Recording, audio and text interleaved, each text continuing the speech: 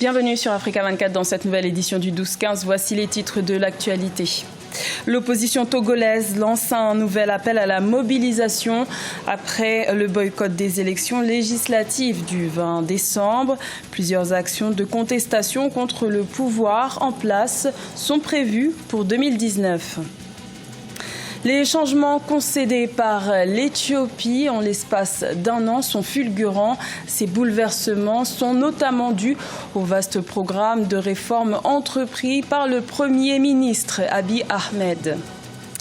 Et possible révision de la loi de finances 2019 au Cameroun. Le patronat estime qu'un ajustement du budget est nécessaire après le retrait de l'organisation de la CAN 2019 décidé au mois de novembre. Mais tout d'abord, le Rwanda occupe la 7e place dans le classement de la bonne gouvernance d'après l'annonce faite par le ministre-gouverneur ivoirien Begré Mambe. Le Rwanda a vu son taux de pauvreté réduit de 14 points, se positionnant actuellement à 45%. Le Rwanda est le premier pays au monde où la qualité et la densité des réformes constituent des accélérateurs de croissance et de développement avec un taux de croissance moyen estimé à 8%. C'est aussi le premier pays en matière de progrès du développement humain à l'échelle internationale. L'opposition togolaise prévoit de nouvelles stratégies de mobilisation dès janvier 2019. Après le boycott des élections législatives du 20 décembre, la coalition des 14 partis d'opposition a déclaré le 26 décembre lors d'une conférence de presse vouloir entamer une nouvelle phase de contestation contre le régime en place. Ange Nomenio.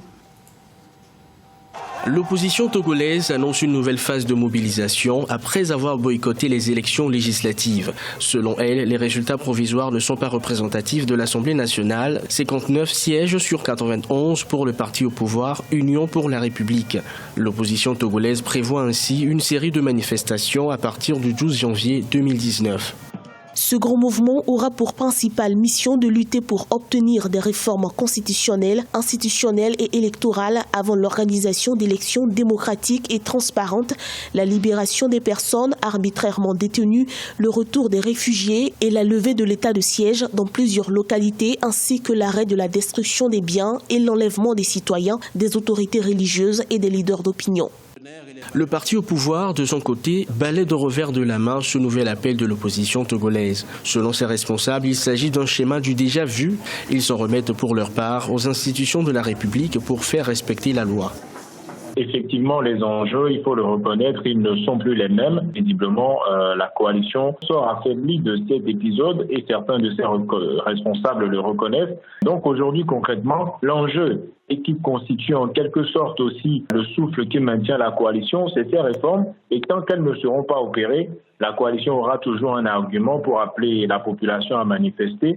Selon les résultats provisoires des élections législatives, le parti au pouvoir arrive en tête avec une large majorité. Le président des forces de changement, Gilles Chris-Olympio, devient le nouveau chef de file de l'opposition avec 6 sièges obtenus à l'Assemblée nationale.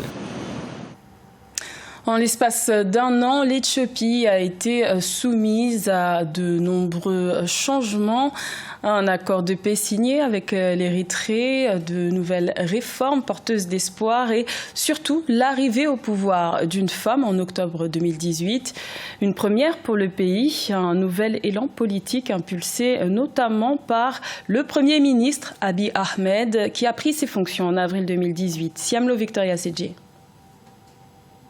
En 2018, une nouvelle ère politique a soufflé sur l'Éthiopie. L'arrivée à la primature d'Abiy Ahmed en avril avec des réformes ambitieuses a favorisé la signature dès juillet d'une déclaration historique mettant fin au conflit avec l'Érythrée. Le gouvernement s'est alors engagé à céder la localité de Badmé et retirer ses troupes, scellant ainsi la paix avec son voisin érythréen après plusieurs décennies de guerre. Aujourd'hui, on a un Premier ministre qui impine sa marque, qui a été audacieux au sens régulier du terme, qui a mis beaucoup de volonté, des compromis pour ne pas dire des compromissions. Aujourd'hui, si un Premier ministre vient avec tout son engagement, avec toute sa détermination, et puis surtout une volonté politique éclairée, je pense qu'il faut s'en réjouir. La démission entérinée du président Moulatou Teshome en octobre a également constitué un tournant décisif dans l'avenir politique de l'Éthiopie. Portée par la désignation à l'unanimité par le Parlement de Sahle-Work Zewde comme chef de l'État, première femme à ce poste, la fin 2018 a suscité tous les espoirs dans le cœur des Éthiopiens.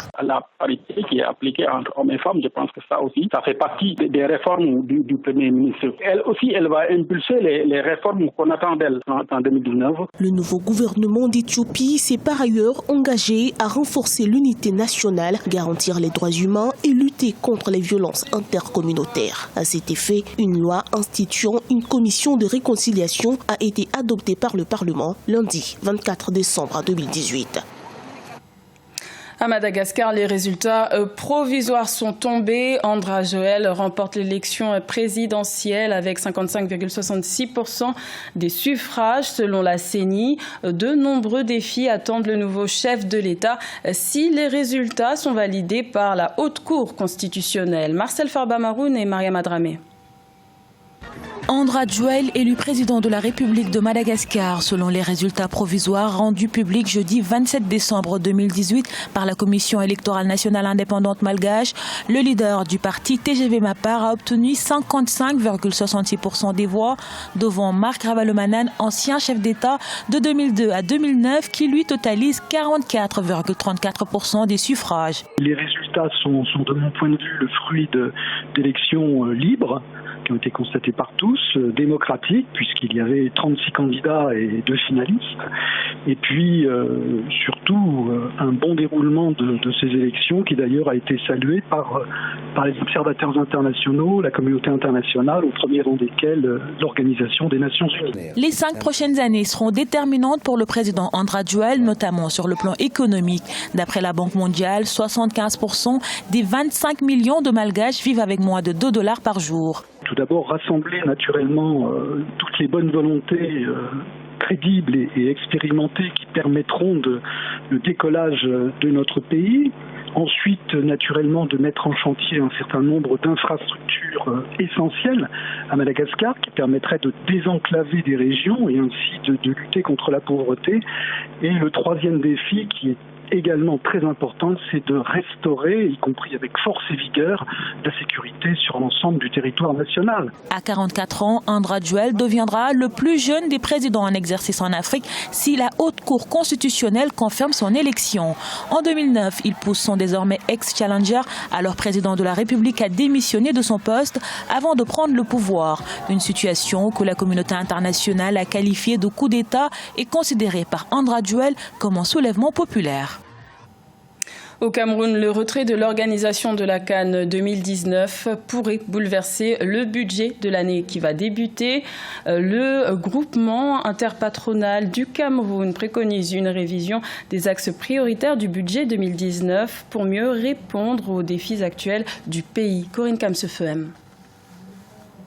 Selon le JICAM, le groupement interpatronal du Cameroun, une révision du budget 2019 s'impose. Ceci en raison du retrait de l'organisation de la Coupe d'Afrique des Nations 2019, décidée le 30 novembre par la Confédération africaine de football. Cette révision devrait, selon le JICAM, s'effectuer avant l'entrée en vigueur de cette loi de finances pour garder la sincérité de cet outil majeur de pilotage de la politique économique nationale. Il vous souvient que dans le programme économique, financier, social et culturel du gouvernement pour l'exercice 2019, présenté à l'Assemblée nationale le 21 novembre 2018, le Premier ministre a cité les préparatifs de la CAN comme troisième enjeu ayant présidé au cadrage budgétaire de l'État. Sans la CAN, il est donc fondé de penser que l'État aura du mal à mobiliser les ressources projetées. Sans la CAN, certaines dépenses ne sont plus à l'ordre du jour. Jusqu'ici, la demande du JICAM n'a pas reçu un écho favorable, d'autant plus que le chef de l'État avait prescrit à la suite de ce retrait la poursuite de la construction des chantiers de la CAN pour leur achèvement dans les plus brefs délais.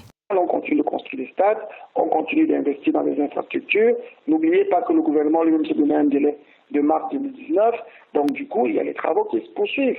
Depuis qu'on a retiré la CAN, C'est pas comme si vous êtes allé sur les chantiers et on ne fait plus rien du tout. Et il n'y avait pas un stock d'argent coincé quelque part qui attendait.